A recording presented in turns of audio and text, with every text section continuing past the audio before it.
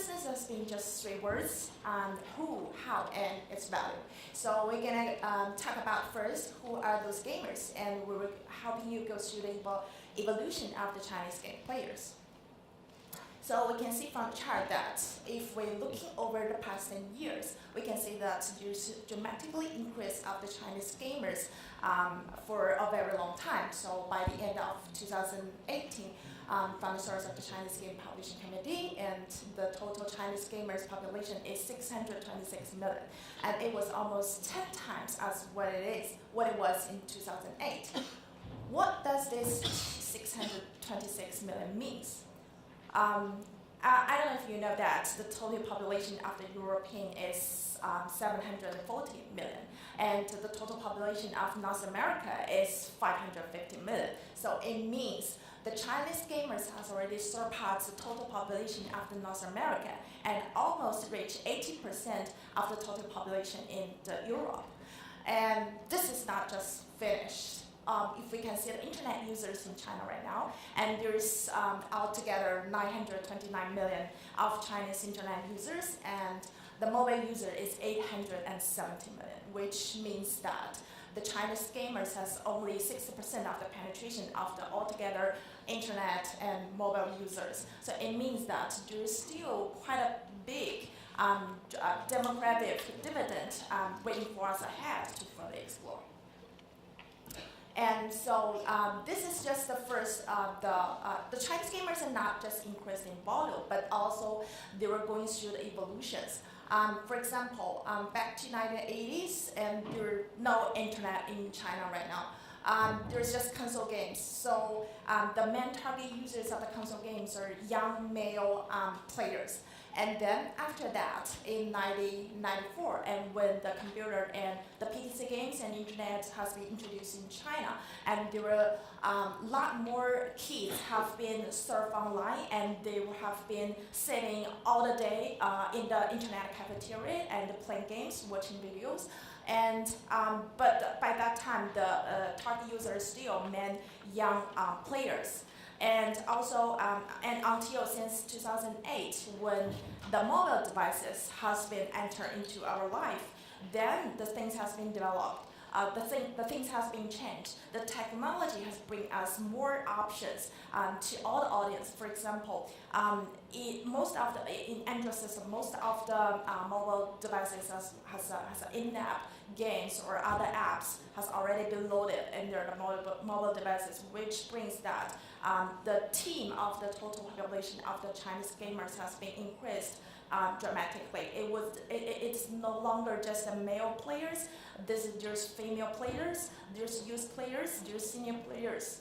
And until now, in the future, after 2018, thanks to the technology of the 5G and VR and IoT, etc., even when you less than 10 years old, or you're over 60 years old, or you're just born in a very rural area, or you have very limited education background, it doesn't matter. You can always get access to the mobile devices, get access to internet, so that you can still be the Chinese gamer. So we see that there's still a lot of the room and to further explore into those areas, into those population. And here we comes to the development of the games in China. First, we go through the development of the gamers. Now we can see how is the development of the games. So at the very first beginning, the games are developed for self-entertainment. People are just killing for leisure, killing time for leisures, or just for self-satisfaction. And when the time passes, there's new formality of the mobile games. There's, for example, the MMO games, which means the massive online games, which brings which allows the gamers to enjoy the group activities and social interactions within the games.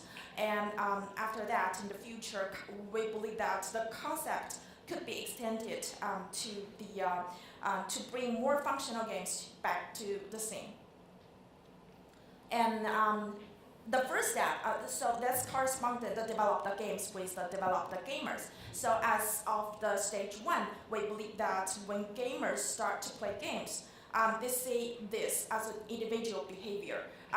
For example, I play this game just for leisure. I play this game just for self-recognition, for self-satisfaction. So this brings the development of the RPG games and RTS games, the role-play games. So people are just staying in the games with themselves. And then as of the stage two, and there's fun fact that thanks to the establishment of Facebook in 2004 and Weibo in 2009, and of course WeChat coming to the market since 2011, there's more and more needs of the people to make mutual interaction with their peers. So playing games start to become part of your social skills. That is the skills that must have when you interact with the people. For example, two of my very good friends, they're actually just playing games to maintain their long distance relationship, and it works perfectly well. And this comes with the MMO games, as I just mentioned earlier. So when we see the future, the game is not just designed for non-purpose. The game could be designed for some other purpose, and compared with the traditional games, we call that serious game. So compared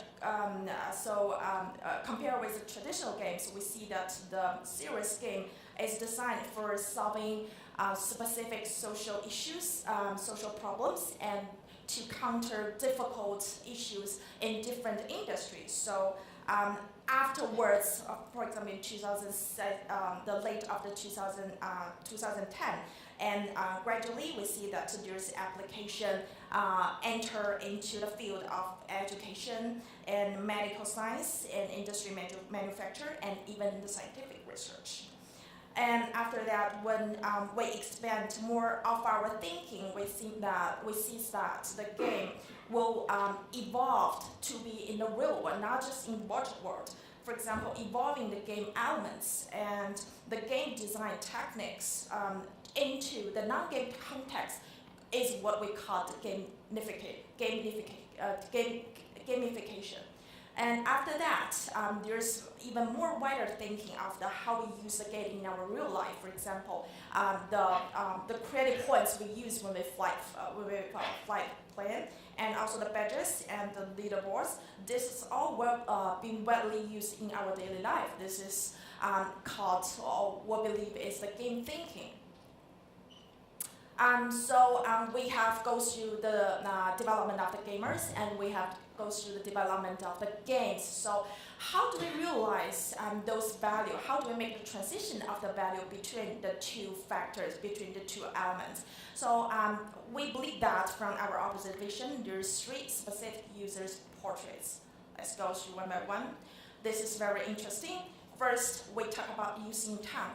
Those people are mostly born in 3rd or 4th cities in China, mainly born in late 80s or early 90s. And those young guys are probably have stable income, not very much, but very stable, and they probably still stay with their parents after married.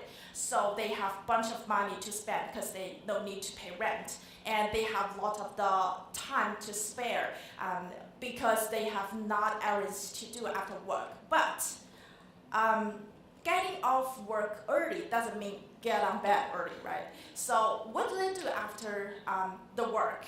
From our observation, we believe that playing games, watching videos, and also shopping would be the top 3 activities.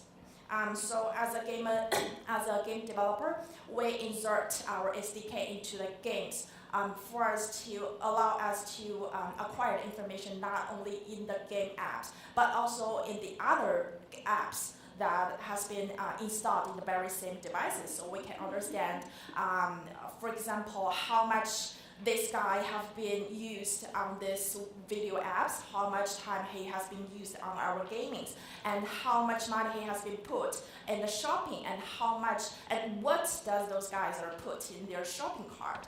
And this is very interesting fun fact showing that those using town have more intention to pay to make consumption compared to their peers in the first and second tiers in China. And now we come to the female gamers. So we can see from the chart that the female gamers already close to 50% of the total population of the Chinese gamers right now. And the population of the female gamers increased almost twice as fast as the whole gamers per average. And there's also a statistics showing that the female gamers have more intention to pay per each year. And in China, female gamers spending in games is 6.5 billion euros. And what do they like out of the games? Apparently, they like cosmetics. They like to take selfies through the beauty camera, and they like their appearance, like to follow the KOI on their social media. And basically just whatever, as long as there's good looking, I think there's a lot of female gamers are intent to pay the money.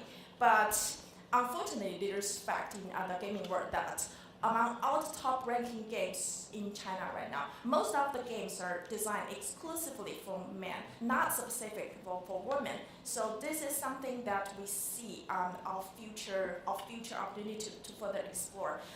If we could design more games that could be specifically designed for women, and we think that we can attract those women back into the game and interact with them to explore further values, not just by us, and also to benefit all the company that has interest in Chinese and especially the female market.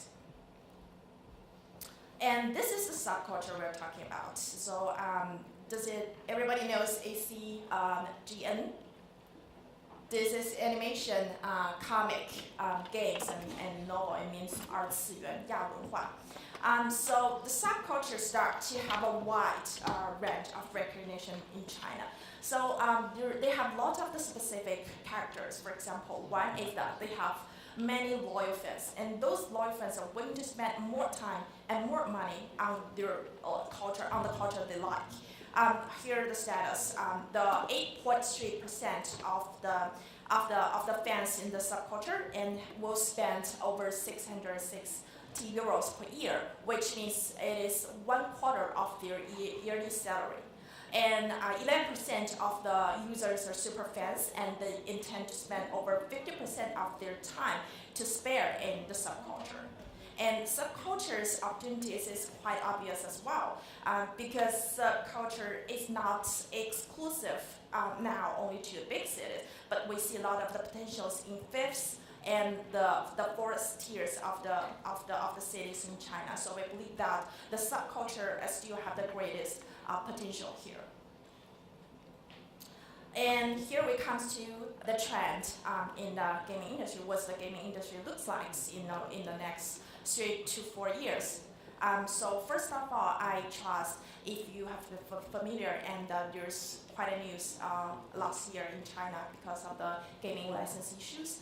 So basically, it's not easy for you to publish your games in China and do the monetization anymore. So it means, but to us, we think this is a good thing. Why is that? Because the domestic competition is getting fierce. That means that you have to make sure your game quality is top of all the competitors, and you have to make sure that you would be able to extend to the lifetime value of your users as much as whatsoever. And so we believe that the game quality would be the key issues, would be the #1 top issues to be solved in next 3 to 5 years in China. And also we see that thanks to the news has just explained that the esports has very bright future in China. But for us, if we see from the users' value, we see that esports is very interesting. The interesting about the esports is that they were not the value just about users. There were a lot of the value to be extracted from their fans.